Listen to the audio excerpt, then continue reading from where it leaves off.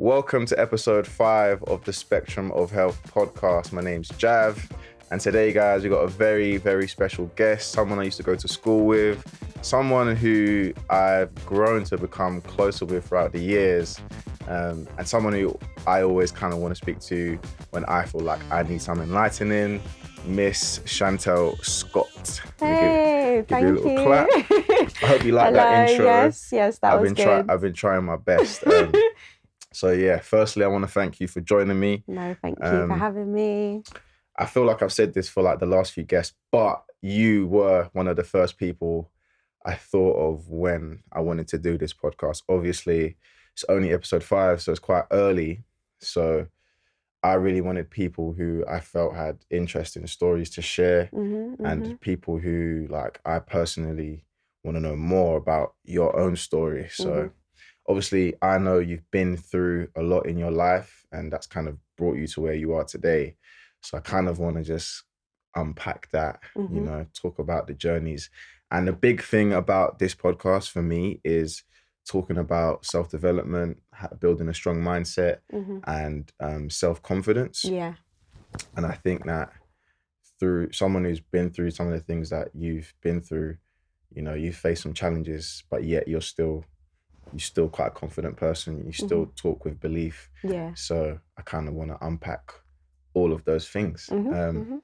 So yeah, I kind of want to bring it back to maybe your childhood, and how that was for you. So obviously we met in secondary school, but I even want to go a little bit further than that, like in primary school. At the stage you're at now, obviously anyone who follows you on social media and stuff, we can see that you're a very aware person. You're very open about your journey, your spiritual journey, your mental journey. In primary school, right? And obviously when you're young, you don't know everything. But how was you as a kid, as a primary school kid? In primary school, I can't remember loads, but I do remember I think, you know, I was always just that disruptive kid. Like I couldn't focus. I couldn't, like me just sat in a classroom and doing work. It was very hard for me. I just always be chatting in the back or just want to have fun. And I'm more practical. So I need to be like hands-on stuff. Yeah. I'm more visual, imaginative. That's where I kind of like, that's where I've always been. So, but obviously I didn't really know that about myself. So then, and again too, you know, teachers, it's just, you're the unruly one. A lot of misunderstanding with those with kids like that are visual learners,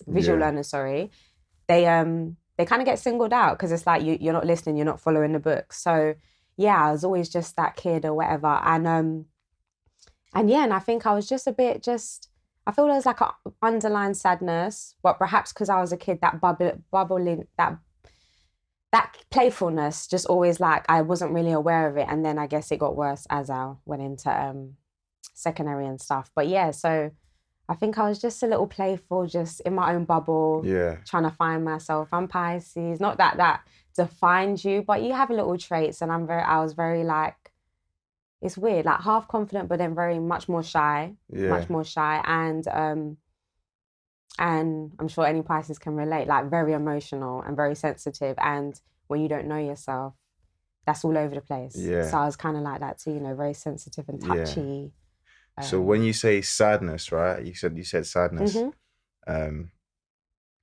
How did that manifest itself in primary school, or did it manifest itself? So I think like I've always been a very deep thinker. Even when I was younger, I just always I always believed that just life, why we're here. Like even as a young kid, we're on this planet. Like does no one ask that what we're doing here, bro?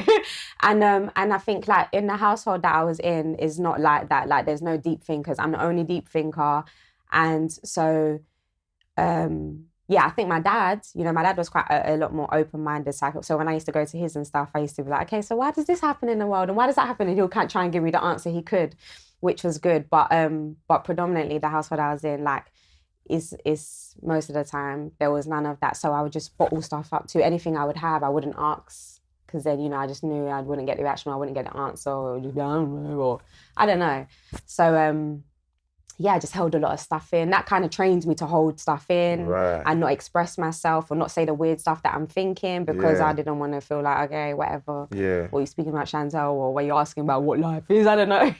Yeah. So yeah, so I kind of just So not having a system to kind of have an outlet to ask those questions stifled you a little bit, maybe. Okay, And that's then not having the emotional support and all those other factors of just like love, because there wasn't really like much love, wasn't told like I love you or like right. giving hugs and stuff. It was more like, I mean, it got material stuff, but not the emotional Yeah, bonds, what a lot of and us that's lack what you kind of need, thing. isn't And it? that's what you need. So then not having that and then not being able to express my weirdness or my questions and then just all of that all together Yeah. is just And did is you the feel recipe. like so? I had a former teacher on the podcast, Dave Marley. Obviously, you know who that is. Um, did you feel like the school that you went to did not provide an outlet for that side of your personality and that side of you? Well, they done little stuff, you know, they had music and that was a lot of stuff that I enjoyed. But when it comes to other lessons and, you know, English, master basics, not really.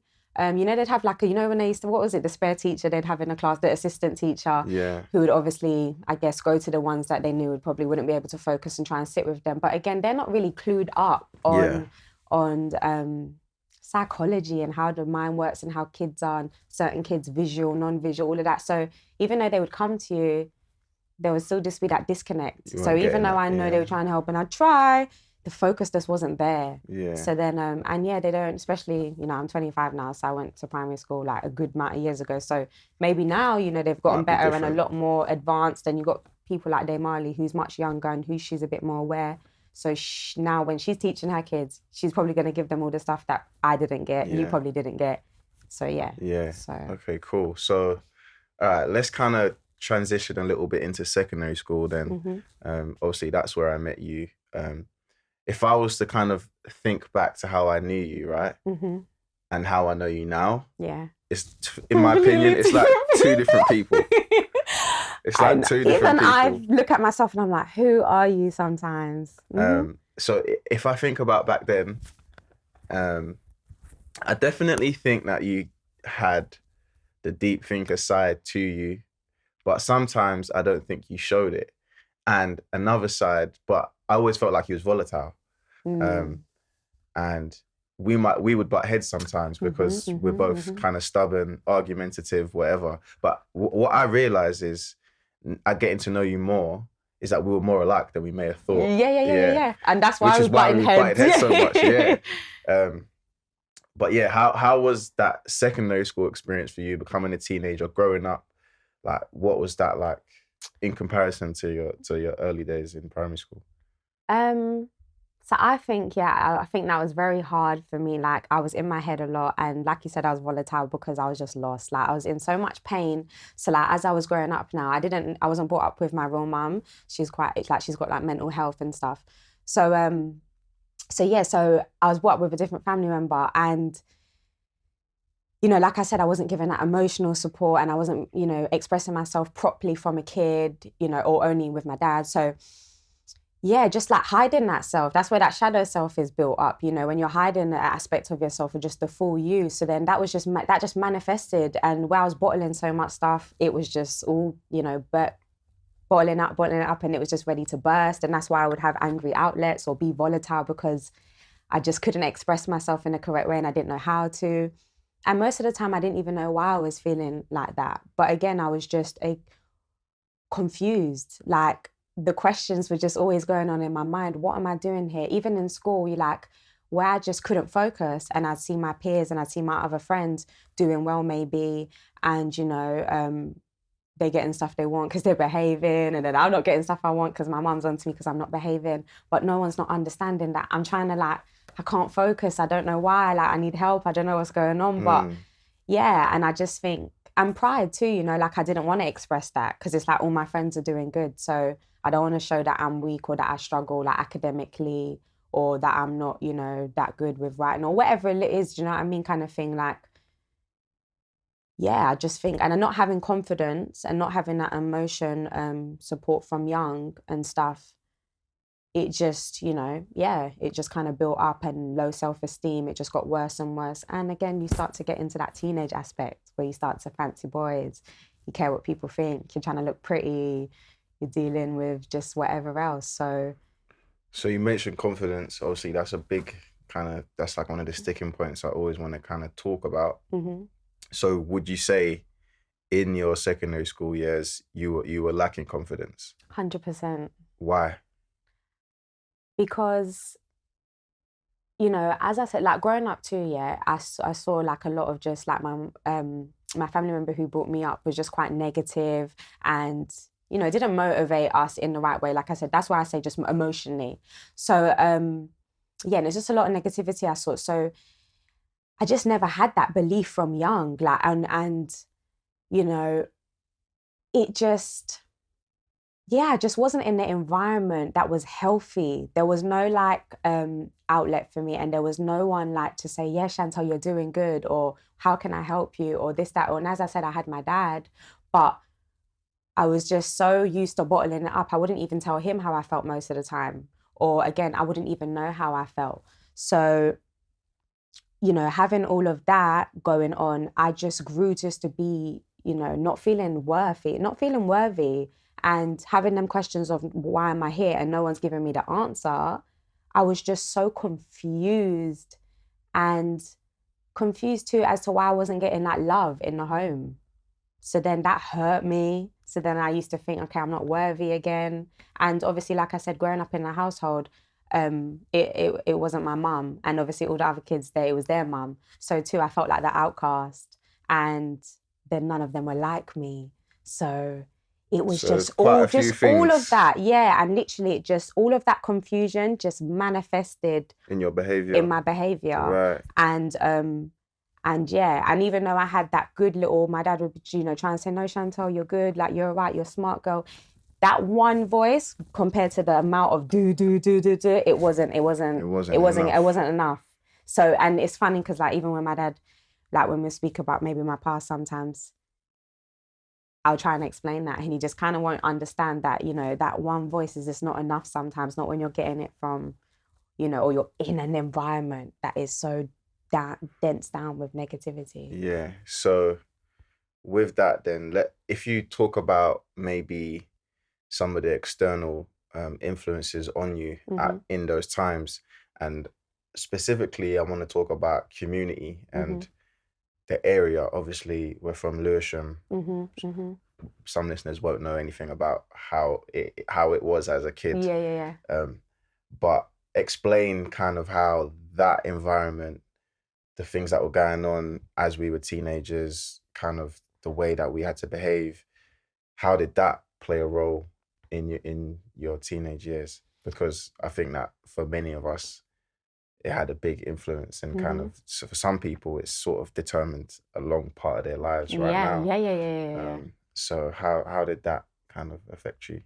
I think that just comes with like, ego and pride. That's where them things are kind of built now. Like, because, school, you're trying to glam up and find yourself. And then, outside of that now, you're trying to make yourself this big. Okay, I'm this girl, I'm strong, I do my thing. Or do you know what I mean? Or I'm pretty and I know I am. Or, just that. So I think that's where ego and pride starts to come in now. Like I said, you start to fancy boys and you want to start venturing out and stuff and enjoying yourself. So yeah, I think, that's where that facade builds now. You start to figure out what's the latest, or what's the glam, what do the boys like? Boys like they maybe like the big bum and they like the long hair and they this, that. So then now you start to build this persona of who you think you are and all of that. And, and now I'm like this and I'm that. And so then all of that, again, it just starts, it starts to build your ego up. And then again, it's another detrimental thing because it's just it's another mask you build, basically. So yeah, that sort of environment just trained me to build another mask in essence.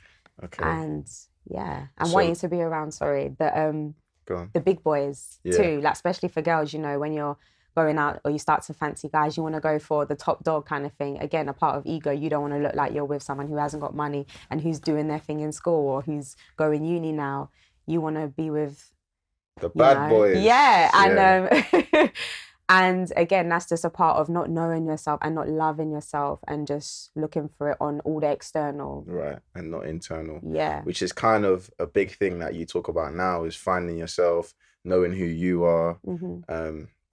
So obviously at this point in your life, you got a lot of I feel like you have a lot of clarity. Mm-hmm. You may not have all the answers, but you know, you look from within before you look externally. You're definitely, when it comes to a deeper level of consciousness and having thoughtful and meaningful conversations, you're someone I know I can turn to if I want to pick on a topic that maybe most people I can't really talk about. Yeah. So I don't want to skip forward too much, but what I do want to know is, how did you reach this point? Obviously there are some things, you know, you went to prison and we'll talk about that, but how did you reach this point that you are now? Like, how did you go from being sad or being, having low self-esteem, lacking confidence, being confused, having all these questions? How did you go from that to the state of clarity that you are in now? So being just like that lost state from young, and then obviously manifesting. So then at school now, I'd got kicked out of school and I'd gone to centre. And then again, just a similar same stuff, wouldn't go, went there, couldn't focus, wasn't, just whatever. And then so then I tried to go college and I tried to redo GCSEs and stuff again, couldn't focus, whatever. And then I'd gone to get my own flat now. And yeah, so when I'd gone to get my own flat, obviously it was just, again, I was just lost now. Like I'm not going college, and I'm just, now everything's just amplifying, and it's just getting, the bottle is literally just, it's just bubbling. It's the lid's just waiting. And so when I was in my hostel now, when I was roughly about 17, 18 is when I started to experience anxiety attacks. And it was so bad, obviously I didn't know what it was. And I took myself to the doctors one time, and literally like it was just super bad, and everything was just getting worse. I tried to go to college for the second year, dropped out, and I was just stuck in my mind so much, and just stuck in just thinking I'm worthless, not knowing what I want to do, knowing there's a purpose. I always felt like from young too, that's why I said I always just felt confused, and I'd always ask this because something always told me I have got a big purpose. I don't know what it is, but I just know I'm here for something. And again, like when I try and or express that, it would just get shut down with, or you know, are you crazy or whatever. And so yeah, so literally just all of that just amplifying now. I was just experiencing anxiety and severe depression now, to the point where like, so when I'd got my own flat, I was doing, obviously gone and done an apprenticeship in like 9 to 5s, and just nothing was fulfilling me. I was just getting home at work, not even eating, smoking weed, and just the depression was just getting worse and worse. And I was just, you know, even sick sometimes, just literally just hitting rock bottom basically. And then, yeah, I was speaking to this guy at this particular point, and I remember like we used to argue a lot, and obviously he used to say like a particular type of girl that he liked, like physically, and obviously it didn't look like me. So then again too, I used to just feel even more worthless. But then I guess I always feel like now this person was a soulmate. Like I know he was meant to come and just spark the seed, because then he was very confident. Yeah, so he's a Leo and I'm a Pisces. So like that is literally the opposite end of the spectrum. They are confident as hell and fiery. And but then I remember just like it sparked a seed, because it was like, okay, I gotta be confident in this life. Like I gotta take some of what he's got, because you know he's getting through life and I'm a mess sometimes. So, and then and then he went to prison. He went away, and then I don't know. I was so depressed and I felt so lonely, and I thought, how could I in this life be relying on someone for my happiness? Like, how am I ever going to be happy if I cannot deal with being by myself? If I do not know what my purpose is, and I'm expecting someone else to save me, whether that be God or a person, you are here for a reason and you have a purpose. So, and like I said, you know, I've always known that, and I've always had an open mind, and I've always known there's a spiritual world. I've just always known this is not it. It doesn't make sense. We don't just come from a big bang. That didn't make sense to me. And, you know, Bible and stuff didn't really make sense. Has truth in there, but doesn't make sense overall. You know, I don't believe we're going to hell and stuff like that. So all of those, I knew, okay, I'm on the right track somewhere. Like, I'm not mad. You know something, Chantelle. And so with that aspect of stuff, and then like I said, having that experience with him, and he kind of just sparked the seed, and he made me realize, if I don't love myself, what am I going to do? So I started to, I remember I went on Google and I literally typed like, how do you attract love and money? Because also too, I was struggling with money and keeping up with my flat and stuff. And I remember I just typed that in on Google, and Louise Hay, You Can Heal Your Life, which is a book, came up, just all about this, law of attraction, spirituality, finding your purpose, the truth about life, that and The Secret. And so I remember The Secret came up and I was watching a movie religiously, fall asleep, put it on. I was reading Louise Hay, and then it just took me on to another book. So when the student is ready, the teacher will appear. So, and then whether it comes through a physical being, a book, a video, whatever way, it will come to you when you're ready. So obviously where I'd always had these questions and confusion, now it amplified to the point where I'd kind of surrendered, and it was like, all right, fuck it. No more distractions now, Chantelle. You're not partying no more. You're not sexing. You're not drinking. You're gonna do this. So I used to just go work, come home, and just read and just smoke weed, but read. And then I started to try and meditate, because even though I was reading and, my vibration was raising, I didn't know that at the time, but I was starting to feel a little bit more positive and stuff. The voice was just still too strong. And so then I started to try meditation, because I just knew that meditation's always been a good guru, Buddha thing. Yeah. And they're all bloody still and peaceful. So I just started meditating. And then one particular night now, I got home from work in the evening, and I remember I was just feeling like absolute shit. And I got into my bedroom and I got on my hands and knees, and I was just like, if there's a fucking God, please help me now, or like, I don't see any way forward from here. Like, it's funny, like I used to have suicidal thoughts, but I didn't have the strength to do it. I'd be too scared to, and I knew too that I just knew I was here for something. So I knew I knew I couldn't end it. Like, and plus too, I used to feel bad about my dad and stuff. So then I thought, I can't, and even my other family, I can't leave them. So I got in one night and I got on my hands and knees, and I remember just begging. And then I got into my bed and I smoked a spliff and I put on a meditation. And now I know at the time that I just surrendered, because I remember getting into bed thinking, well, if that prayer doesn't work, I don't know, fuck it. I don't even care anymore. Like, I actually don't care anymore. I'm not going to stress myself.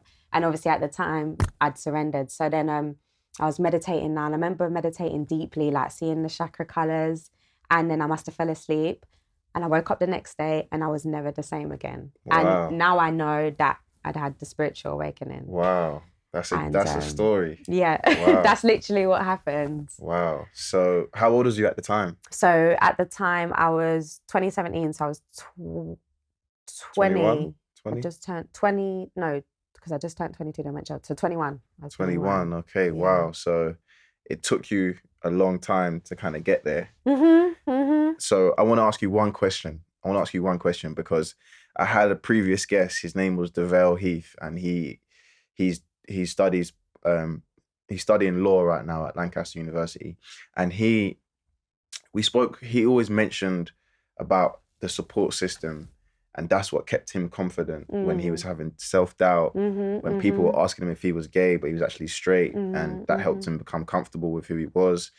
And he was like, every time he was facing an obstacle, he had supportive people around him, whether it was family or it was friends. He also I believe that he wasn't with his biological parents either. Okay. So he also had a situation where he wasn't with his actual dad. It's not his real dad. Or is his dad, but sorry, not his biological father. But how do you think that if you had a support system that understood you, or at least an outlet where you were on the same frequency, would that journey have been quicker, do you think? Or do you think that it did, at the stages that you were at, it didn't matter what anyone was saying to you, like there was no helping you?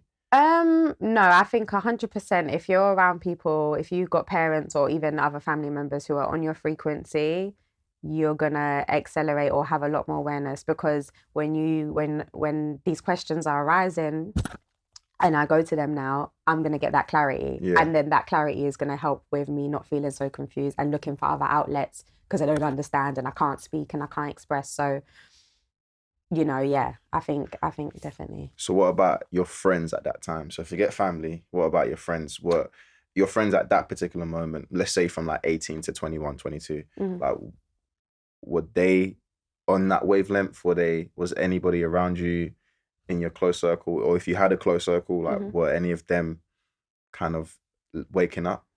No. No. Okay. So Okay. literally, and that's why too, I think I always felt so confused and like the outcast, because even though I have friends who, I got good friends now from 16, I met them, and literally 8, 9 years, we've been solid good friends, no arguments and nothing like that. So, but still we're on completely different paths. And so, yeah, so like, even with them though, I wouldn't be my 100% self, because I would dance and I'm quite bubbly and loud and I just mess about or whatever. Like I'd still be like that, but I wouldn't and we talk about deep questions too. We'd have them conversations, what do you think about life and this, that, but I'm ready to talk about that for 3 hours or even 5 and go deep on the deepest level. Like, okay, do you think there's this or do you think there's that? I'm trying to go crazy places, and I just knew that, they wasn't at that particular point. So I always felt outcasted too. So, and yes, and then so like having the awakening now, felt more outcasted. You feel more outcasted because you know truth now and you want to help them, but they don't know. Right. And did you find yourself, when you say you surrendered and you kind of woke up in a sense, would you say that you found yourself asking more questions? Because for me right now, I always find that I'm always asking loads of questions. I'm always asking questions. Like some people, I don't want to talk about COVID, but I always refer back to COVID, right?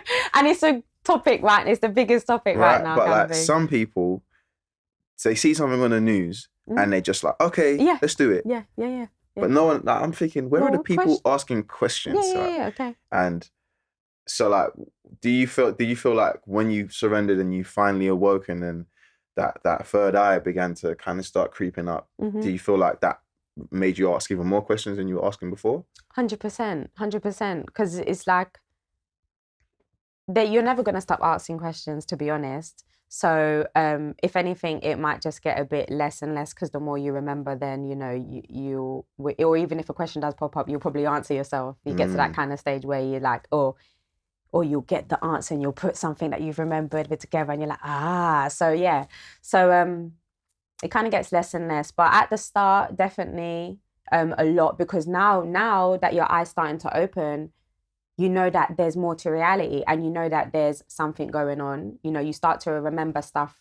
As I say, like there's a lot of stuff within our DNA that's encoded within us. Like the truth is within us.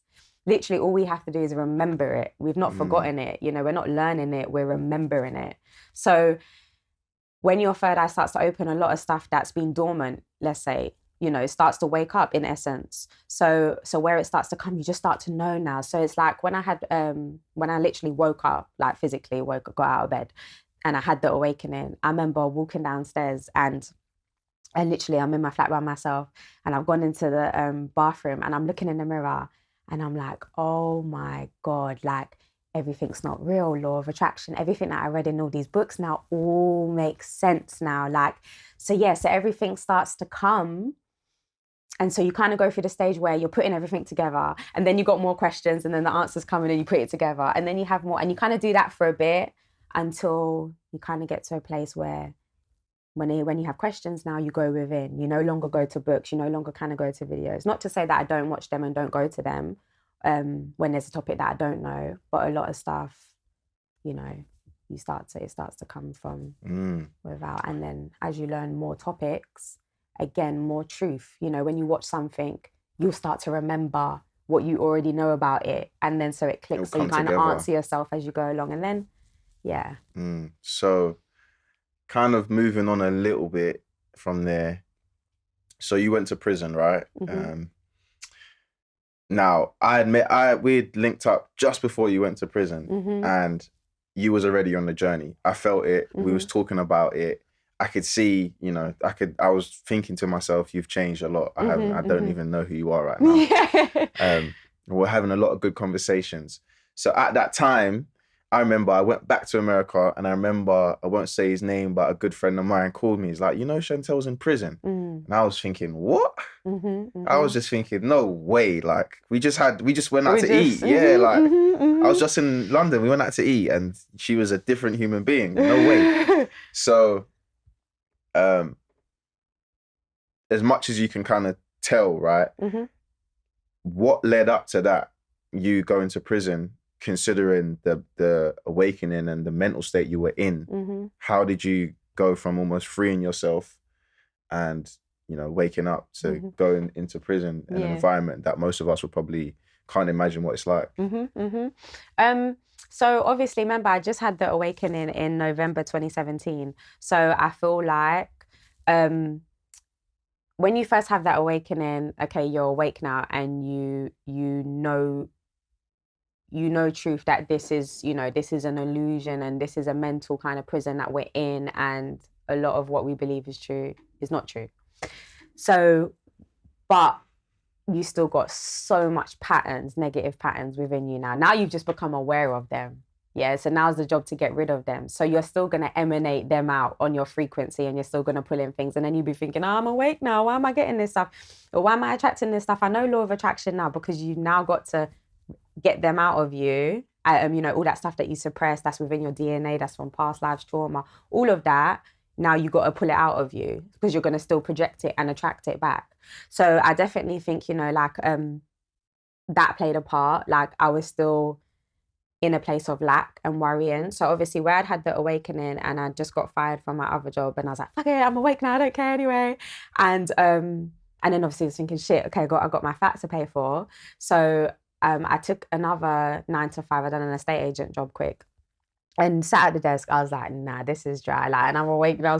And when you first wake up, you're amped, you're ready to just, so yes, I couldn't sit down and do that. So then where I'd let that go now, I was worrying about money for my flat. So I decided to grow some weeds, and then I was doing that for a bit, and that was fine. I had anxiety about it though. And yeah, it was just, yeah. Like, you knew I shouldn't be doing this, but 100%. But you got rent to pay for. I got rent to pay, and even though obviously I knew truth or whatever, and I knew law of attraction, that you can attract money, I'm still not clued up about. I've just popped my eye open. Yeah, I know it's true now, but I don't know the real crux of how to do it and keep myself in a high vibration, because it's really hard to do that all the time, because that's where you really amplify pulling things in. So yeah, so obviously, whereas there's still all of that's all over the place and I've not got money, I just need quick money. And I feel so like amped up now. I can't even put myself back in a 9 to 5. It would really kill my soul now, because now I know truth. So yes, I started doing that. And then so I had a bit of anxiety about that, but I was at home and that was fine.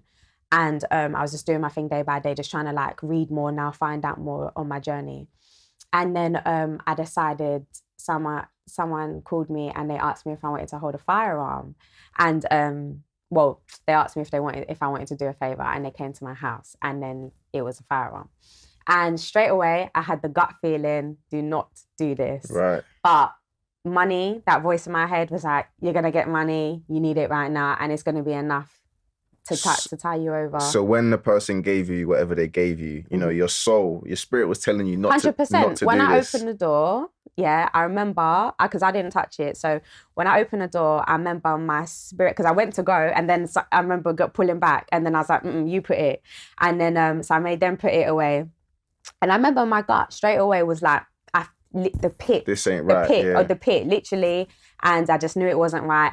And I was just like, man, I was like, you're right, law of attraction, you'll be good, you'll be good, you'll be good. But deep down, I was worrying about it, and I was fearing it. So that's what I was going to put. Yeah, you know what I'm saying? So it's like you was fearing it, and that's the fear. Yeah, and I'm trying to pretend and mask it like, oh, no, man, you're all right. But you see, when you've not truly got rid of fear and all of that, like, you know what I mean? It's coming. You got to really figure out the root of it and pull it out, because any situation will just amplify it. And then, literally I had the gut feeling, and then they dropped it off, went, and I just remember something like, you'll be all right. And then I went to bed, because it was like 1 a.m. And then I woke up the next day, went out, done my bits and bobs, come home, and then I fell asleep in the afternoon. And then literally I woke up to the door banging, and then it was the police. And then they came. They come, yeah. And then So I skirted off. how long was your sentence? 5 years, do 2.5. 5 years, do 2.5. Okay, so before they gave you the sentence, right? Mm-hmm. Obviously, you go to court and all that stuff, right? Mm-hmm. So building up to, during that process, what was going through your mind at that time? What was your mind state like? At first, obviously, I was really emotional and just like, I thought I was going away for like 10 years. Like, and I was just, that's the main thing, you know, I thought, what have I done to my life? Like, and especially where I've always been a deep thinker and I know that there's more, I've gone and put myself in this place and I was just, you know, but then, I think I was in the cells for about a day and a half roughly. So then obviously I'd gone to court and they said, all right, cool, you're going off to jail now, you're on remand. And at that point, it was just a sense of peace now. Like, I knew there's a reason for this. And this is where, like, I guess, obviously, you know, my true self, my spirit took over and let me know that, like, you're okay. There's a reason for this. Like, this is not in vain. So just chill out and just trust the process. And so, yeah, so then I remember, like, I was in the back of in the cells waiting and the guy come and said, right, you're obviously going to prison. Some stuff to tell you, like, you know, don't be sharing stuff. People will rob stuff and this, that, you know, planting fear.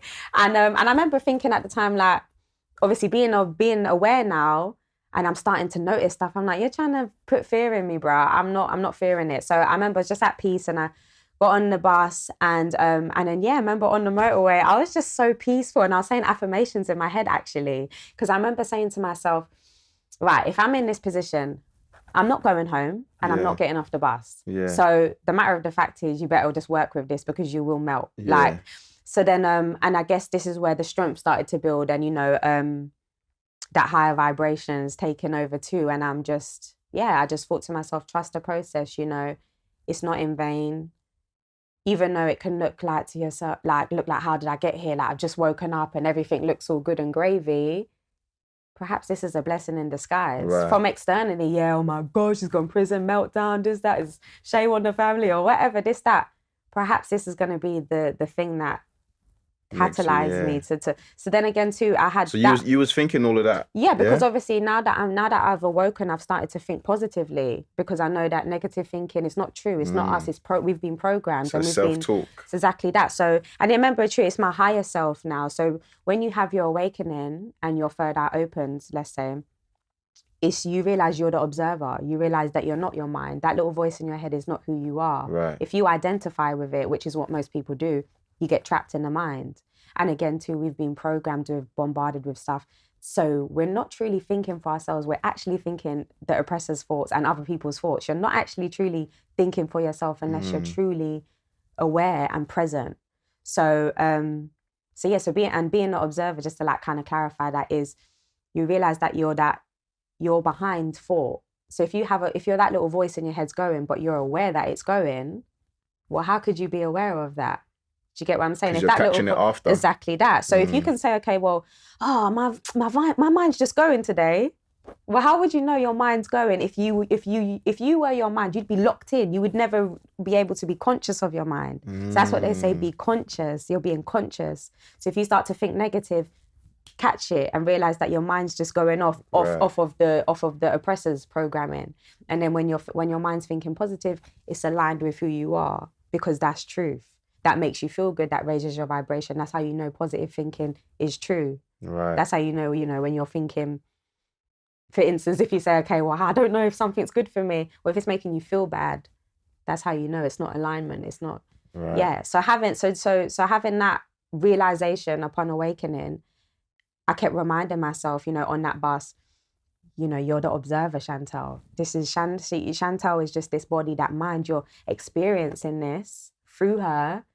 But that's not who you are. You're a divine, infinite being. Right. So just ride this wave. Yeah. There's a reason for it. Yeah. So you could almost say, in a sense, to bring it to more simpler terms that people may understand, you almost had like a mindset of like, I'm going to make the best of this situation. And 100%. This is an L, but it's an L for lesson. Exactly, it's an L for learning, not for losses.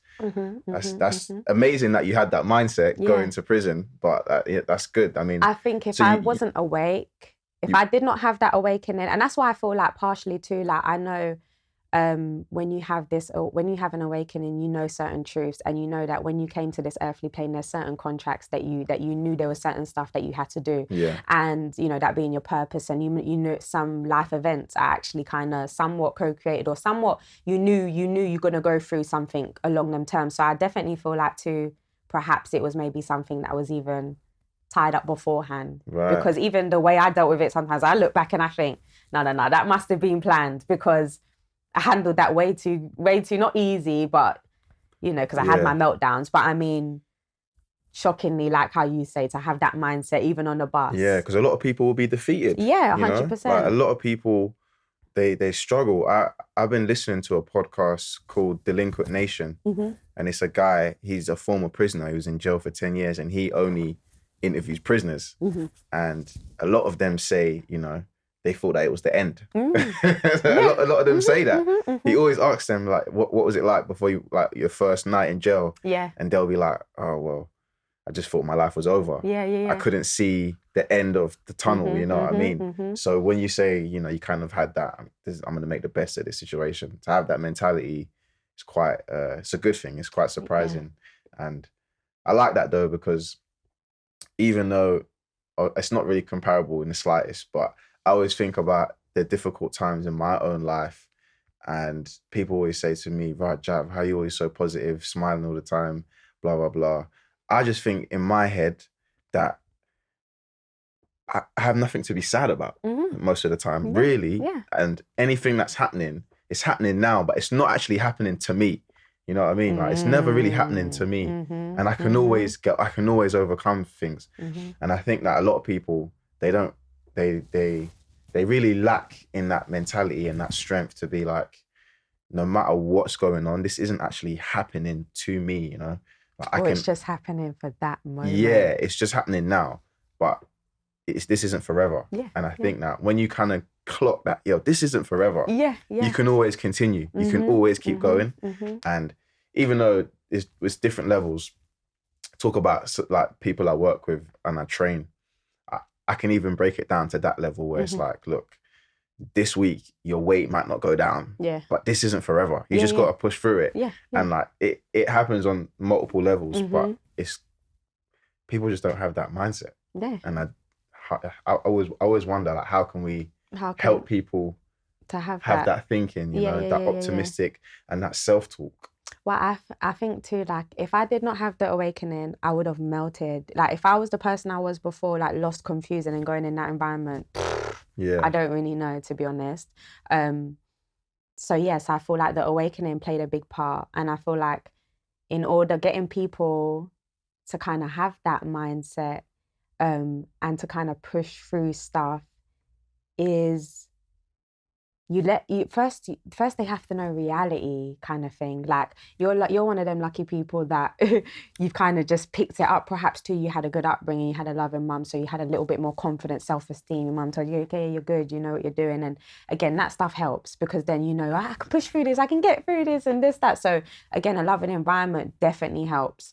And then again too, I think for certain people, understanding, like, to really get to that place, they have to understand reality. Because I feel like for me personally, I didn't have what you have. I didn't just naturally have it installed. So the only reason why I kind of pushed through it and got to that place is because I had the awakening, because I wanted to know more about life. And so then I had the awakening. So a little bit on jail, like the actual experience and throughout your sentence.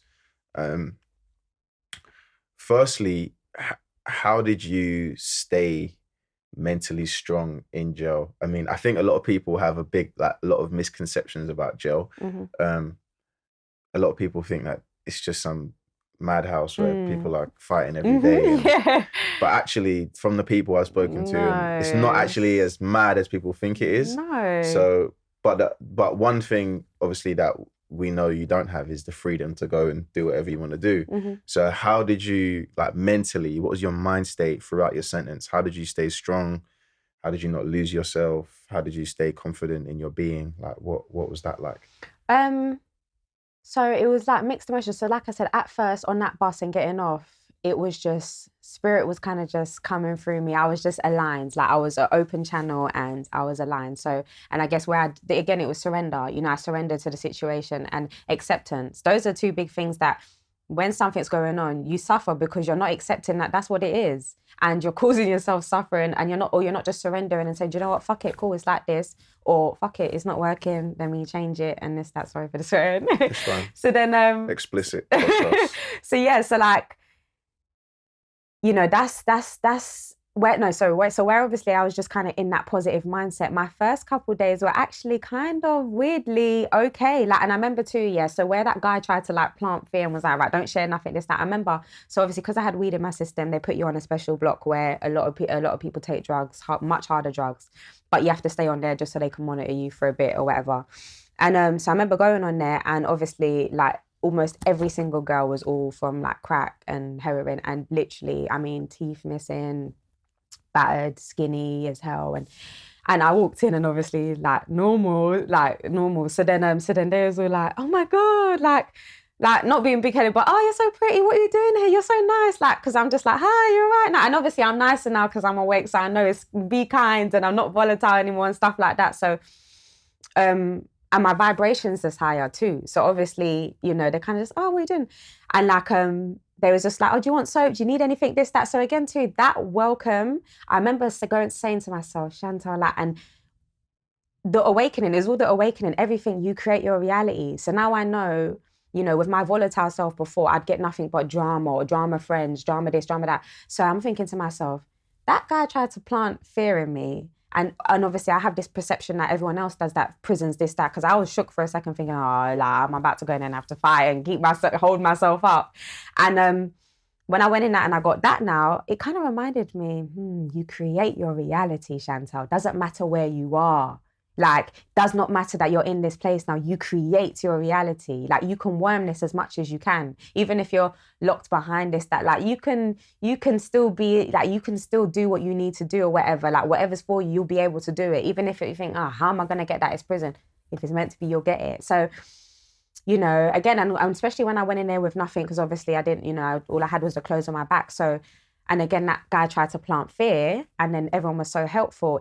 That's where something clicked for me, and it was like, yes, this journey's real. What's happening is real. Because before, if I'd believed that guy now and then been shook on the bus, that's what you would have attracted. That's what I would have got. And then I would have gone in there with fear, and then they would have seen me as predator. They would have prayed. Like, they would, yeah, she's fearful. Let's take her. Because people say, you know, they try to take your canteen or watch out, they might try and do whatever. But this is where I started to realize, not if I don't believe that. I believe everyone's nice, or I believe I get treated nice. Doesn't mean you might get treated worse by that person. That's cool, but that's your vibration or what you believe. And a lot of people, even to break that down on a lower level, a lot of people talk about how when people have big dreams, other people project their fears onto them to 100%. Stop them from achieving what they want to achieve. 100%. Which is why sometimes I tell my clients, don't tell people about your goals. Yeah, 100%, 100%. Like, don't tell people about your goals, because if your goal is too big, someone's going to be there saying, no, you can't do that. Yeah, because they don't believe they can. Their perception's so shut off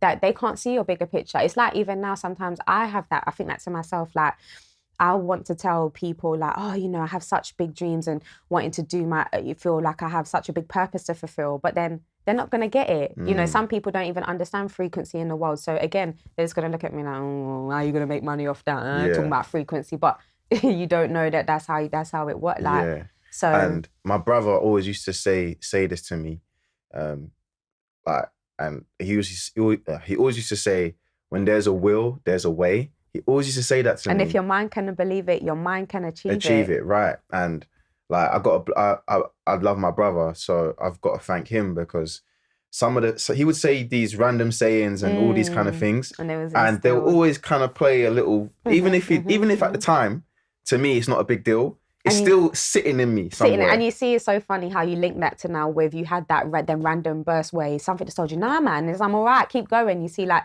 you had that instilled in you, which is why it's so important to become conscious. Because as we're having we're getting to that age where we're going to start producing now, that is what needs to be installed, and that is what will bring. And that's how you change the next generation. Exactly that. Yeah, exactly that. Cool. So that process, 2.5 years, you kind of emitting positive energy. And Mhm.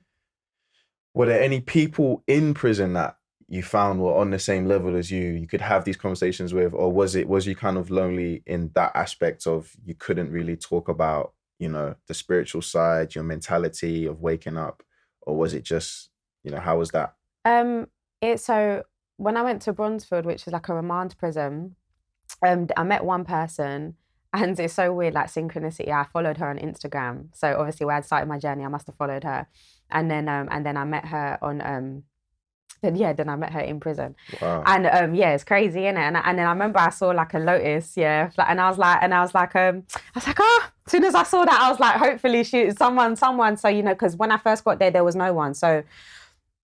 Yeah, when I saw her now, we got to chatting and I saw she was on a similar journey. And so yes, I was with her for a bit, but then wasn't with her for too long because then she went off to a different wing and then different prison. And then when I went on to a different wing, like a normal wing where normal people now, yeah, there was no one really. There was no one. There was be people obviously I'd have chats with, like, like if they might come and say, oh, I'm not feeling good today. And I'd say, okay, well, this isn't real. And then we'd get into chit chat, and then they might ask me, oh, how did you get on this journey? Or why are you so positive? Or then we'd go into those conversations where I'm more talking. I'd say more being a teacher at that point. Yeah. But yeah, and then when I went to, and we'd have little chats, like a couple of people that I saw with the secret book, we'd have a little chit chat about that. Oh, okay, law of attraction, do you believe it, this, that, or whatever. There was one good friend that I had in the library. Again, we'd have good deep chats. But I feel like she was awakening, but she wasn't awake. And there's a difference between that, because when someone's awakening, obviously they're starting to believe, but they're still very much locked into the matrix and not knowing and thinking that a lot of stuff is external. So then when I'm coming from my internal place now, it's very hard to connect with someone that's not actually like eye open, because certain stuff I say, they're just not gonna get it, and you can feel when they're not feeling you, like, do you know what, they get it but they don't get it. So then so yeah, and then when I went to the next prison now where I stayed till the end, there was one older woman who I spoke to the whole time, and it was only really her who I could say she was awake. She was awake, she knew that this is an illusion kind of thing. Other than that, everyone else, like I say, a lot of people were waking up. A lot of people were questioning. A lot of people were like, I used to work in the library, so a lot of people was coming into the library asking for books, spiritual books, and even asking me questions, or the Spanish lady, she was Spanish. But yeah, and I used to get a lot. She taught me a lot, but that was only her one. Wow. So one person that you really felt that was like... truly, I know she was awake, and I know Yeah. she knew what I knew to the level. Okay. Yeah. So then throughout your 2.5 years, and this is, I will leave it here when it comes to prison, but throughout your 2.5 years, would you say, how would you say you changed from the day you went in to the day you left? How would you say you changed, whether positive, negative? How would you describe that transition? Okay. And that change in you? I'm going to incorporate too, like how I kind of kept my mind free too, because I feel like I explained it, but not like the techniques kind of thing. Yeah. So let me just do that quickly. Yeah, like how I kind of help myself to grow, because I know that now I'm on this journey. It's growth. You're only going to get better from here. And I know that this is the time I must do it. Like, I'm here for a reason, and do you know what I mean? So I think I used to go, obviously, as I said, I worked in a library, so I went and got a lot of books. Before when I didn't work in there, obviously, they put you in a little kitchen job and stuff. And I used to hate it. So literally, I never used to go. I just used to sit in my room, and I'd be happy locked in a room, because if you don't go to work, you stay locked in all day kind of thing. You only let you out in the evening. But because I was free in my mind, that I didn't feel locked in. I was free. Honestly, I'd sit on the thing and I'd feel free. And then I just got loads of books and I just read, and I just reading and reading and reading. I'd interrogate the Spanish woman. I'd take the book downstairs and be like, what does this mean? Explain it to me. And then I was doing the techniques that some of these books were saying. So, I was trying to write out stuff about how I feel and keep track of it. Not all the time, I'll be honest. But I was trying to meditate and keep up with my meditation, because I knew prior to prison too. So, but again, I didn't really keep up with it too much. And I was doing just like dancing. I promise you now, I say a lot of hours was dancing. Like, Really? and they say dancing frees your spirit, it raises your vibration. Like, and I promise you now, I had to stick all like these little tiny mirrors that they give us all down there.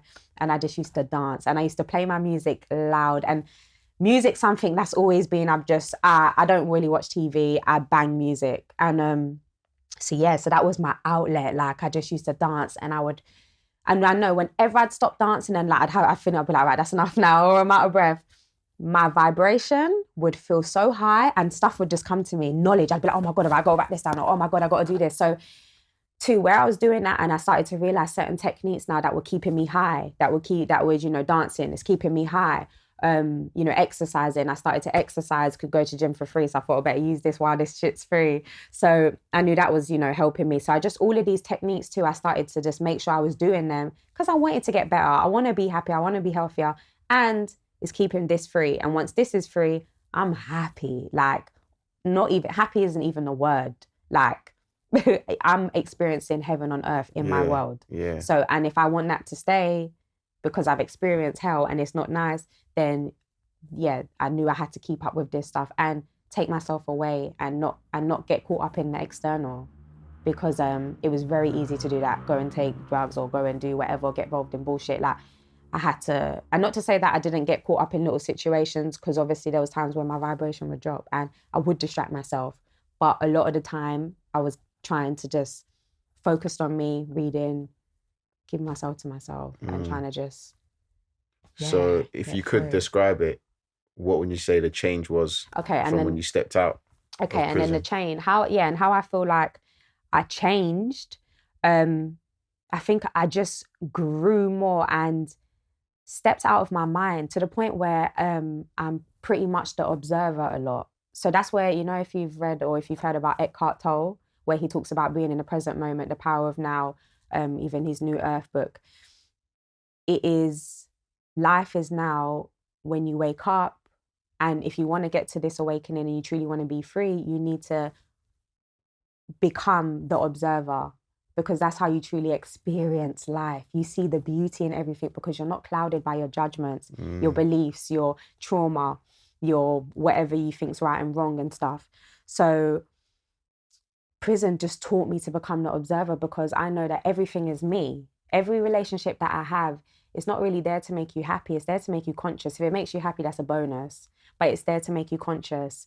Really and truly, when you wake up, you realize you are spirit. You're the universe, as are you. So then really, I'm just experiencing myself.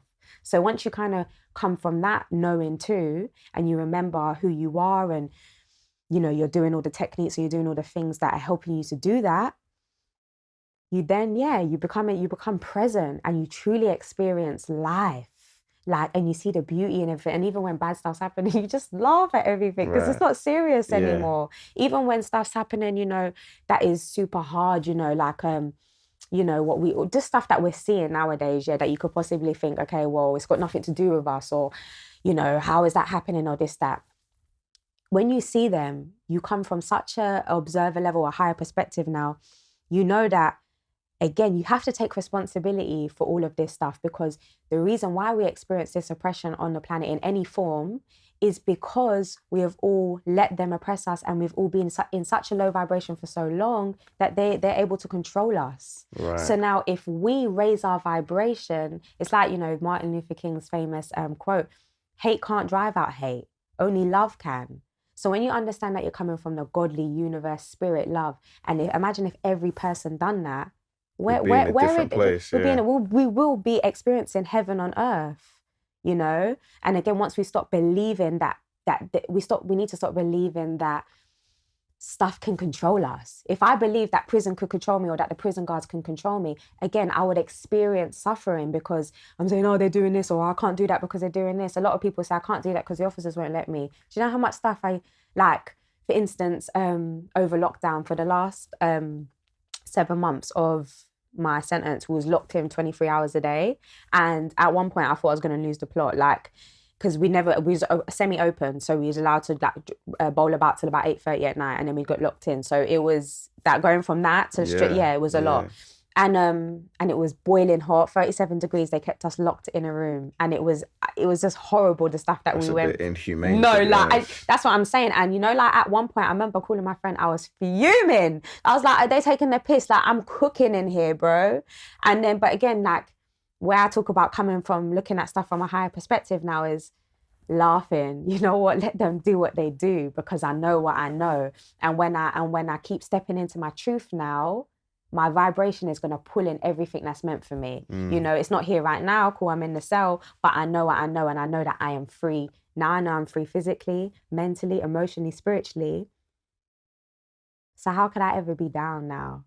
And that's how it mainly changed me. It taught me to become the observer and recognize that I am everything. Everything that I experience is me. Because, and the more I started to have relationships with people or have connections, I realized that, because whenever I'm in a bad mood or give an attitude, I got it back. And again, even with the officers, that was a big thing. When I was given attitude and this, that, I'd get it back, and they'd piss me off, then they'd lock me in, I'd be put on basic, this, that. Whenever I was vibrating high, I don't know how, but I used to worm out, and like if we'd meant to be locked in, I'd be out. If we was meant to be finger, and honestly, some people be like, Chantelle, how do you always do that? And I used to say the universe provides, and people would just think I'm being doolally, but they don't realize it's real shit. Your energy is what affects everything. Yeah, it doesn't matter whether someone's got a key. Yeah, cool, I can't walk out of the gate. I have that physical restriction, but in all other aspects, I'm able to worm around. Because it flows, energy flows, exactly right? that. And when you don't believe that you're constrained, even the rules, I don't believe in the rules. The rules is if you believe in them. And that's why they put them there, so you believe in them, and then you attract what you believe. But if I don't believe in them, I don't attract that. Right. So, yeah, so then it's just the whole prison just amplified me in remembering. Yeah. Really. So you definitely see it as when you in your change was a big growth period. 100%. And it made me realize how strong I am. Yeah. Like going from thinking that I was so weak and so down and so sad, like to know how that most of the time I was quite happy.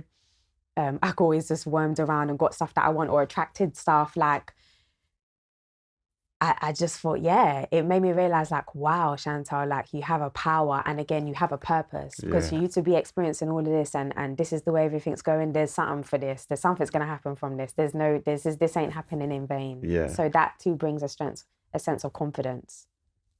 That's interesting. And clarity.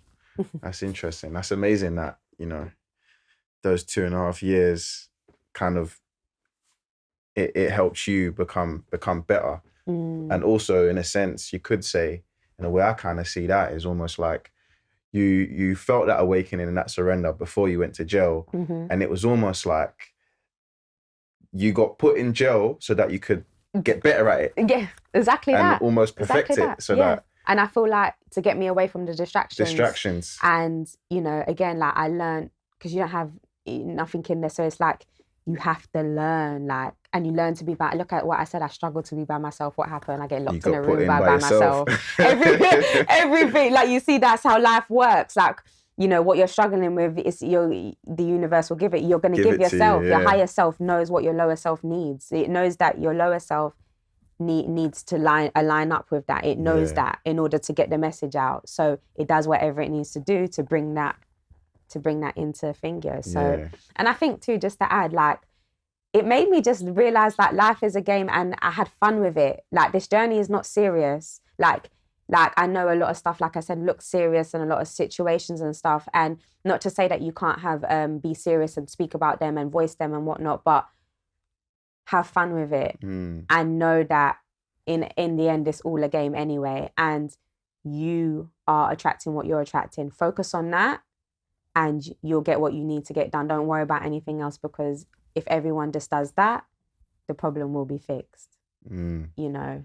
So after coming out of jail now, you've had that growth period. Now that you're awake and you're questioning things and you're looking within, you're not necessarily, you're much more than a surface thinker, because a lot of people, they're sleepwalking, right? Yeah. A lot of people we talk to and we interact with, they're just sleepwalking. Our family members, some of them are sleepwalking. Yeah. And Sleep. it's hard to have a conversation with some of them sometimes. How did waking up affect your relationship with other people, even romantically, other guys or women, whatever you're into, friendships? Like, how did that affect that side of things for you? So kind of like I said before, remember when I was talking about friends, like it made it a bit weird because then remember I said I wasn't being my 100% self anyway. Yeah. So then now that I am being my 100% self, now that I've had an awakening, even more disconnected because I'm letting go of all that ego stuff. And a lot of friendships and a lot of other relationships were built off of ego. So it's built off of material stuff, or you go shopping with that friend, or you always go and get drunk with that friend, you always go and smoke with that friend. Where's that friend that you sit in silence with, or that you motivate, or you ask, or you push each other in your purpose in life? Like, there's not really stuff that's built off of that. Or that's just built off of truth. Or a lot of relationships built off of gossip and stuff, you know, or talking about worldly events, which again is another distraction. So yeah, like when you wake up, you realize that what I've all just explained there is what all a sleepwalker kind of does. So, and they have spouts of truth, you know, where they have moments so they might be have that conversation like, damn, I didn't know they had that, or, you know, whatever but that's not enough to sustain the friendship. So a lot of stuff, I remember I said, when I turned 16, obviously I made these friends in the hostel and literally they'd be my friends throughout. So when I went to prison, I actually didn't speak to them that much. Like I didn't really want to, like my spirit I didn't get the urge to call them. It was weird. I had one particular best friend that I called throughout the whole time. But, and he's awake now, which is funny. So I guess there was that connection there. But my other friends, I'd say like semi-awakening a little bit, but not enough. So yeah, it's just that disconnect. Like when you know what you know, it's just hard to connect. So, and that just goes for all relationships. That goes for friends, family. It's all the same. You know, it's hard to connect with them. And you trying to express what you want to express and you just know they don't feel it. They can say, yeah, I get you. Or like even my dad, for instance, I was talking about, you know, like it's, you get what you believe, Dad. Like you are what you know. And he goes, yeah. So you're right. What you put out, you get back. But you don't get it though, because you don't get it because you're stuck. So you agree. And that's why I say everyone knows truth. Like send me down, his higher self knows, and he does know, but he doesn't remember it, so he doesn't get it to the feeling. So then it can feel sad sometimes, like especially on the journey at first, I felt like suffered with depression and like I'm really just sad and emotional because I was purging all these stuff that I've suppressed and held on to. And I knew I was going to have to let go of like certain friends. Perhaps if they don't level up to a certain way, I'm not going to be around them that much. And again, family, like, you know, I can't really, how I might just go out and engage or go and be on the phone to them all the time, whatever. There's not that connect anymore. So yeah, it was just weird. And it took me only like recently coming out of prison to actually deal with that. And like, even when I came out of prison, I felt really bad because my friends, even though I didn't really speak to them, they was there for me. And I knew if I did call them, they'd be there and they sent me money and all that stuff. So I felt like, how can I come out of prison and just not kind of chat to you? I felt like, and I'm a very loyal person. So it's like that loyalty, I felt really bad and I carried a lot of guilt for it.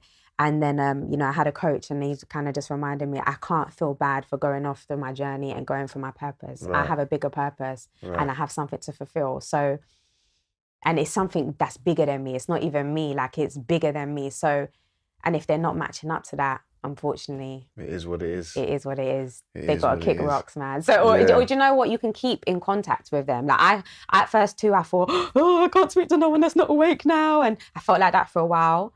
But then I realized I can speak to them. You know, when you get settled within your place, you don't judge them anymore. At first too, you're quite judgy because you kind of grow a spiritual ego and you think, okay, cool, I know it now. Or I just that. And you can kind of have that mindset for a bit. And some people even stay there for a hot while. You know, they're awake, but they're they fall back to the sleep state kind of thing.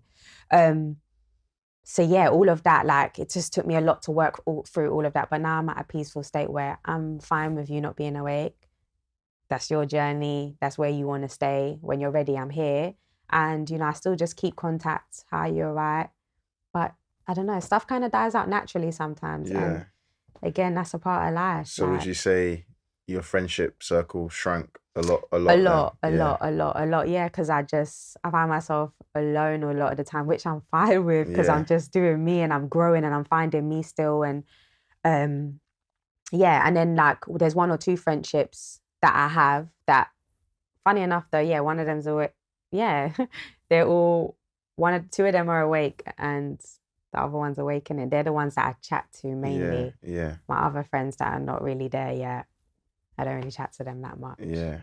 That's So, interesting as well, that because I always find that, you know, if you can't learn to love your own company, you can never learn to to enjoy love other others, right? people's, And 100%. there's a relationship coach. I can't remember this woman's name. She got a book that I read, and it was about love and relationships and stuff, and she was just like, the biggest problem and the biggest reason why so many people end up breaking up is because of the insecurities they have, right? And the insecurities they have is related to the lack of love they have for themselves. So yeah. And if you can't love yourself fully in your entirety, you are never going to be able to love another human being. Exactly that.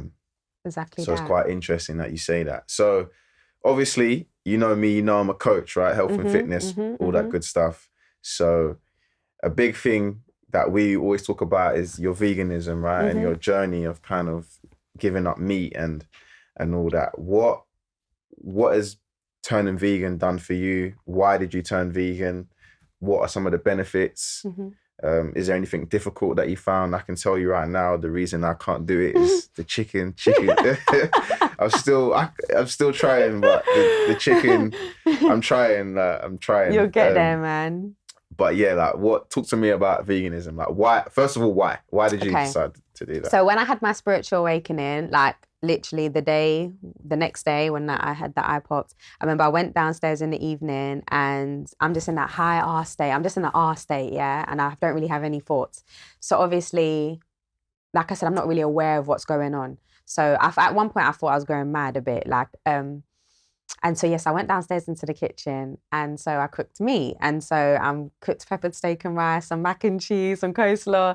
And then I put it on my plate. I've gone upstairs into my room. I've took a bite and then I've just looked at it and I'm just like, and I didn't know at the time. So I just thought, what's going on? Like, have I got eating problems now? I don't know what's going on. Like, but at the same time, I didn't feel down. I was in R state. So I'm like, okay, like, all right, you know, maybe it's just something good's happening here, whatever. And then sorry for the graphics, but I was going toilet a lot, yeah, and literally like releasing so much. And I was like, what the hell's happening here too? I thought I had a problem. And then funny enough, I had a friend, I met this guy in a health shop that I went to, and we started speaking, and he was either awake or on the journey. And so he was telling me, like, you know, when you have awakening, you kind of just purge all of the old shit. And obviously, because as your frequency raises, anything that's of a low frequency, it's not going to survive, kind of thing. It's like if you're getting healthy, cancer cells aren't going to survive. They got to go. So everything was coming out. And yeah, I just didn't want to eat meat. So I was thinking, you know, I wasn't sure what was going on, but I just wasn't getting the urge. And then I think I went and searched some stuff now, and I realized that obviously vibration now, like eating animals, they have a vibration. Like everything else is energy, it has a vibration. So a lot of the reasons why I was feeling the way I was feeling was because animals were low vibration, or the way they're being killed, is a low vibration. So where they're going through trauma, illness, the way they're cramped up, artificial light, they just get treated like the worst. They literally get treated like shit. No, they literally get treated like shit, and it's just horrible, man. So literally, where they're getting treated like that, and most of the time too, animals know when they're going to be killed. Yeah, we think animals are dumb or they don't know.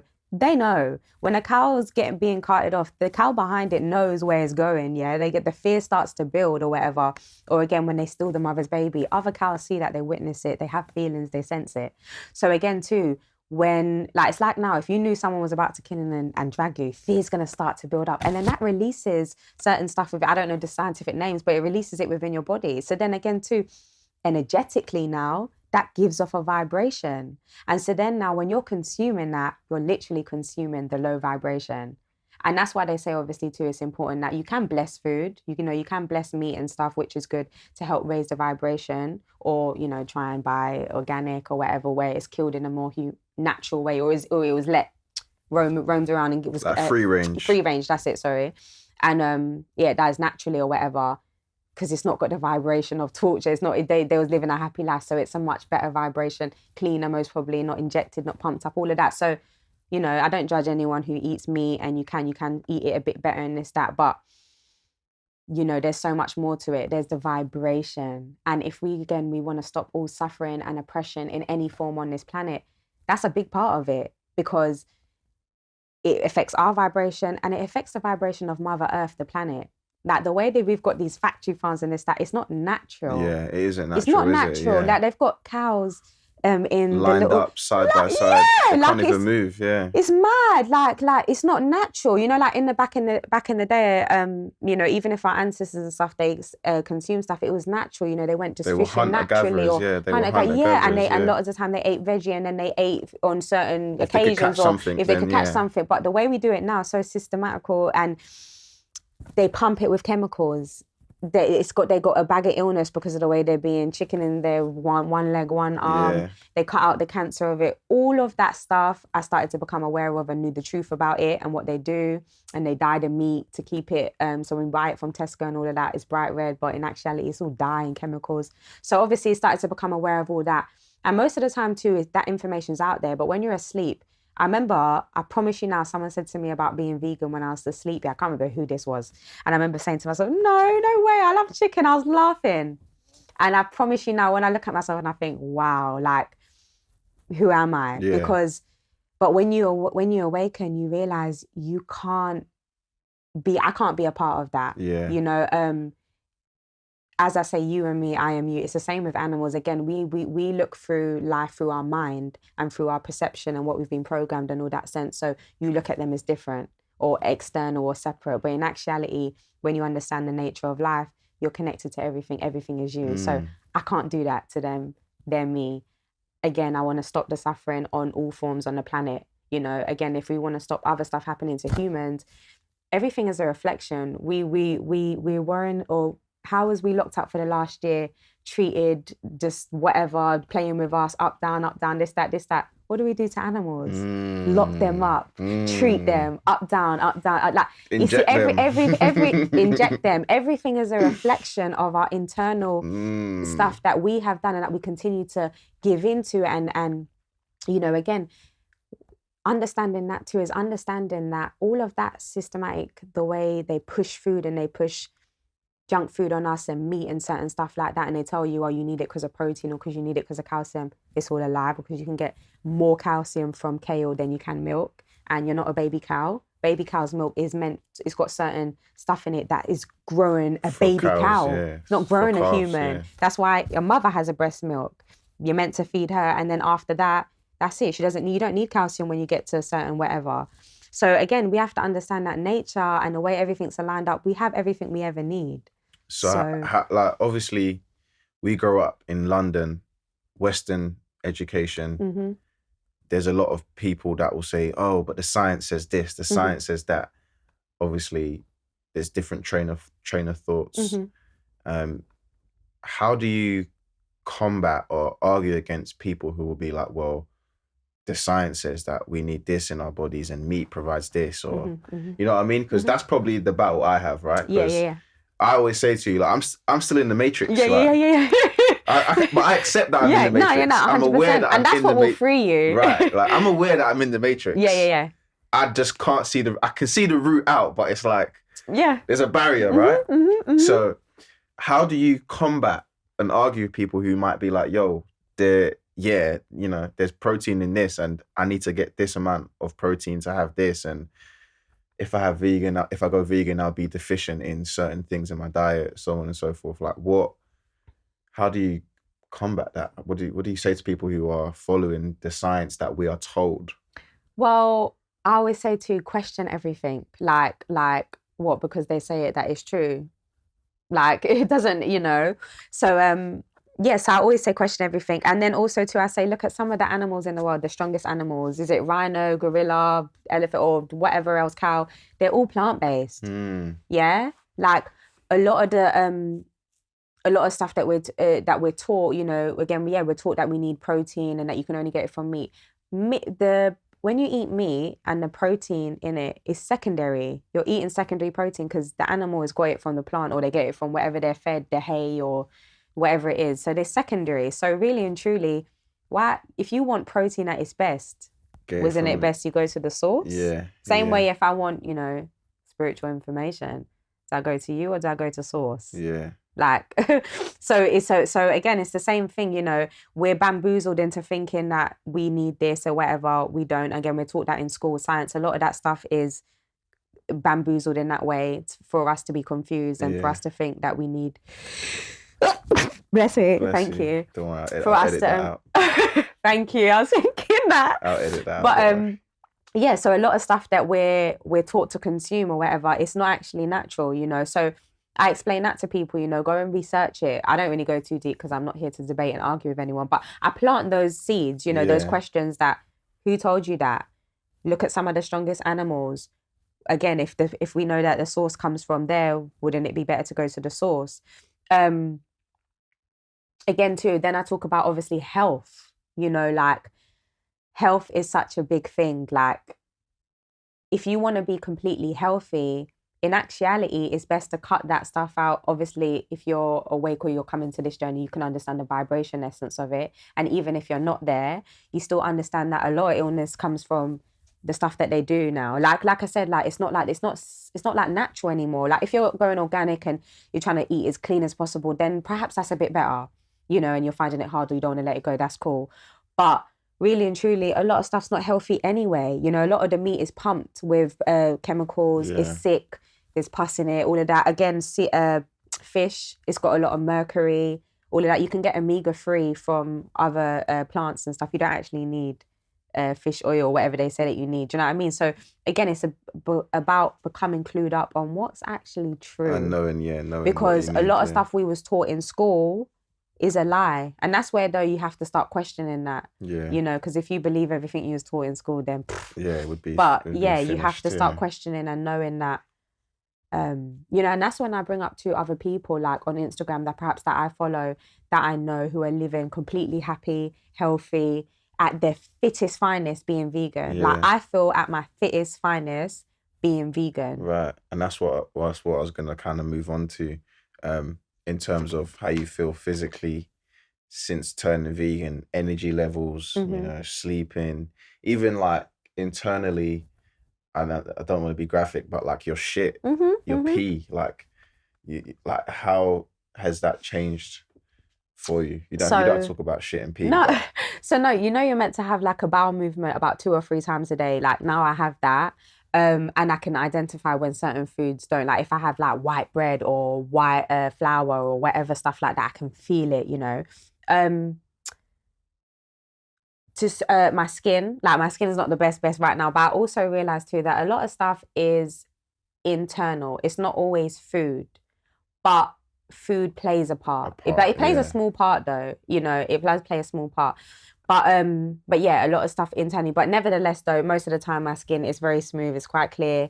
You know, I'm healthier just in body-wise. Like you said, I've got more energy when I wake up in the morning, exercising, clear-minded, more motivated. Truth is able to come to me now more because, again, I'm not carrying all these dense, low vibrations because, you know, eating meat and certain stuff like that too is quite dense. It's like the 3D. And as we're raising frequency, we're going into different realms, and this is too dense for certain realms where you're going to access certain stuff. Right. So that aspect, and yeah, just overall, I just feel healthy, and I feel happier too. Like I feel like it definitely changed my mood. Really? Like I definitely feel like when I stopped consuming it, perhaps too because I don't got dead animals inside me. Like I was just gonna say that they've felt pain, so then that pain is inside you. It's energy. It's you know, sometimes too when people like, let's say they eat like a plate of chicken and rice, yeah, and then after they'll be like, right, I got niggeritis, and then they might feel like, oh, can't be arsed, and then they just feel like, oh, I'm not in the mood, man, and go scrolling on Instagram, and you just think, oh, whatever, man. You don't even realize. Look how your mood's just changed there. Yeah, just from one meal. But then you're so oblivious. You think, oh, it's this or oh, it's that. And you know, you shouldn't feel like that after you eat. Right. And whenever I eat plant-based, even if it's something that's a bit heavy, I still feel like... Yeah. I still feel You still feel good, because and it's nice too. Like, I promise you now, to know that I'm not eating an animal, I actually feel nicer. Like, I feel like, you know what, now I realise, before, I remember reading this quote, and it stuck with me. Before, I thought I had compassion, but I realised I didn't. Like, having compassion is having compassion for all life and realising it's all equal. Yeah. So when I don't consume it, like when I'm chomping into a veggie burger, I actually feel a lot better. Yeah. I feel happier to know that I'm looking, I love me, and so I respect the avatar that I'm in, and I know that if I got a purpose and I want spirit to flow and I want all the things that I want, I can't consume certain stuff. And I respect myself and I love my body, so I only want to put what's best for it in there and what's nice to it. So let's talk about quickly, because we'll wrap this up soon, but let's talk about some practical steps that people like me who are in the matrix, but we're 1 foot in, 1 foot out the matrix, and we flirted with the idea of going vegan. What are some of the practical things we can do to maybe start that journey, as in, you know, maybe eat meat twice a week instead of every day, or you know, go pescatarian and then go vegan? Like, what are some of the practical steps we can take? I always say that. I say try and cut out meat, and eat clean as possible, the best kind of meat you can, like I said, organic or just whatever. And then, slowly try and cut down on it. Find like meat substitutes, because obviously for someone like yourself, if it's like, most of the time, you know, it's just like the meat aspect. It's not actually the flavor, because you can season it up. You can season shredded mushroom the same way. And I promise you now, I'm not saying it because I'm veggie, a lot of the stuff you cannot tell the difference once it's fried or done or chefed up.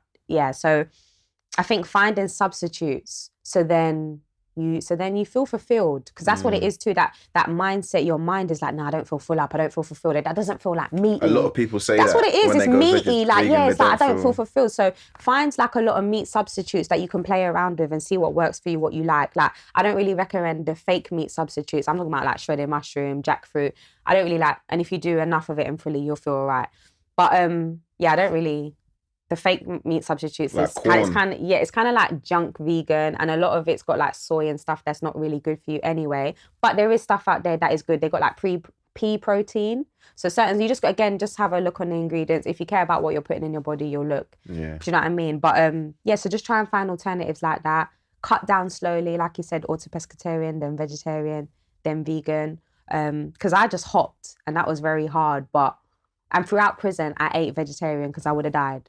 So again, don't beat yourself up. You know, like, it's a slow process. It's a hard process. We've been so conditioned, and we're addicted to a lot of junk food and a lot of meat and seasonings and stuff. We're addicted to table salt, just a lot of stuff. So don't beat yourself up. Give yourself time and just get knowledge. Like, watch stuff where you can actually find out truth. And again, if you want to understand the energetic level of it, which is the biggest kind of thing, take time out to understand that, because that will help you to let go of it, because you'll start to grow compassion. And once you start to grow compassion, you're not even going to want to be a part of it. Yeah. Do you know what I mean? That's one of the biggest things for me. I just don't even want to give into that industry anymore. So again, to start to just become knowledgeable on, growing compassion and stuff, because I definitely think that will help open up your mindset, say, where even you're eating meat once or twice a week and you're getting it the healthiest way, if they've died naturally, if there's this, that, and it's healthier for you. Yeah. So just become knowledgeable, man. Knowledge is the key. Yeah. Like. For sure. Cool. Yeah. All right then. So I got one more question. Well, I got two more questions really. Firstly, obviously this podcast is mainly it's centered around how your mindset, your confidence, it's about self-development and how that also is related to fitness. And you mentioned that when you're in jail, exercise was important. So at this point in your life, you know, what's the importance of health and fitness to you? At this point, I won't say that I keep up with it all the time, because I don't. But especially like just before prison, especially on a lockdown, because that's the only time they was kind of coming to get us, to take us out. And that other than going outside to association, was only like for half an hour. It was gym. So even people that you'd never seen in the gym before would come in gym. So, you know, like, That was a big part, like where I'd never worked out so consistent throughout my sentence. Like I'd always go and stop and start. So then because I wanted to just, that room, it was hot.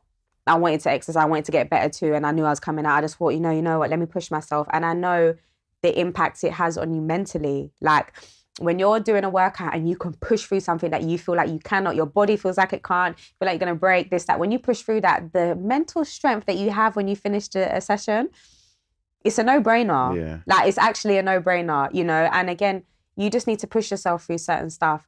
And I feel like it teaches me discipline, like discipline is so important.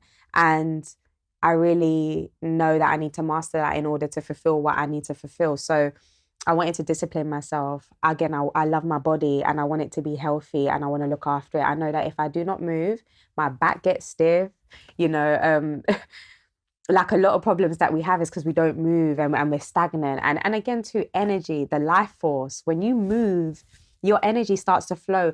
Information can move better. You can process stuff. Like if you're just stagnant and you wake up and then you go and sit down, you just hunch, you're closing yourself stunting off. yourself, Yeah. And you're affecting your energy. So, that was a big thing. And just realizing how it makes me feel, man. Whenever I felt low too, when I got up and I pushed myself through working out, I felt better. Serotonin, all of that. I forget all the scientific words, but it's just a no-brainer. Yeah. And I want to be moving when I'm 100, when I'm 90. I always tell people that, man. Like, you got to think about it. The way the world is, the way they set it up for us, it's not set up for us to win. No. Because how in the hell is it right for you to get up, you shower, you make your breakfast, you go to work, and you sit at a desk all day with artificial light on looking screen? I remember when I used to work in a job, my eyes, I started to get bad eyesight. I had to start wearing glasses. And I used to get like just mini headaches from the artificial light on my back. Like it's not normal. No. So you obviously need to do as much as you can. Everyone has to work. Everyone has kids to feed. They got to make money, bills to pay. Yeah. But if you're not prioritizing at least 45 minutes, 3 times a week, 4 times a week to some form of movement and strengthening your body. Exactly that. Even if it's yoga or something that again gets the life force moving. And it's all a domino effect, because once that life force gets moving, motivation starts, then focus happens, then clarity of thought, then you're able to start thinking, okay, cool, what am I doing? What am I doing here? I could be doing something better. Yeah, you start to get clear-minded. So again, it all ties in, it has an impact. And yeah, man, it all ties in, it's so important to just keep yourself and look after your avatar. Like we don't realize how important it is. We just think, it's all right, man, fuck it, I'm here for this little bit and then this, that. But no, like we're passing it down within our DNA. Yeah, it's more than just now. Yeah, the food that you have, your body is rebuilding its cells every couple of months off of the food that you ate. So then you literally are what you eat. Yeah. Do you know what I mean? And again, to exercise and all that stuff, it all comes together in just keeping yourself motivated, disciplined, focus. It all ties in, man. Yeah. Yeah. Okay, cool, man. That's been a pleasure. I'm so glad you joined me. I really enjoyed this. So obviously now you're out of jail. Mm-hmm. You've been out for a while now, lockdown. You've come out into probably in an odd time, I'd probably say the worst time, but I feel like it's also a good time, but it's giving you time to settle. Imagine if you just jump straight back into life and you had to figure things out. But like, what sort of things are you trying to do now that you're out of jail? This will be my last question, really. But like, any projects, anything you're working on? I know you kind of want to get into some sort of teaching and stuff in a sense. So like, what do you have on your plate? What are you trying to do? So at the moment, like I've just got courses that I signed up to do. So obviously where being in prison, you don't really they have the usual college courses, what they want you to program you with, basically, kind of thing. So there was nothing in there. I've done mentoring and stuff like that, but there was nothing in there really that tied in with what I wanted to do. That was the closest kind of thing.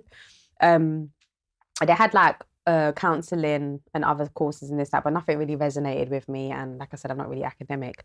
So when I came outside now, I said the first thing I kind of want to do is just jump on some courses and actually start to, even though I know when I want to be teaching, I want to do like life coaching, mentoring, you know, that type of thing, speaking my truth basically and using my story as a testimony, I know that there's certain tools perhaps, you know, that I'm going to need it in regards to how I do that and how I set it up.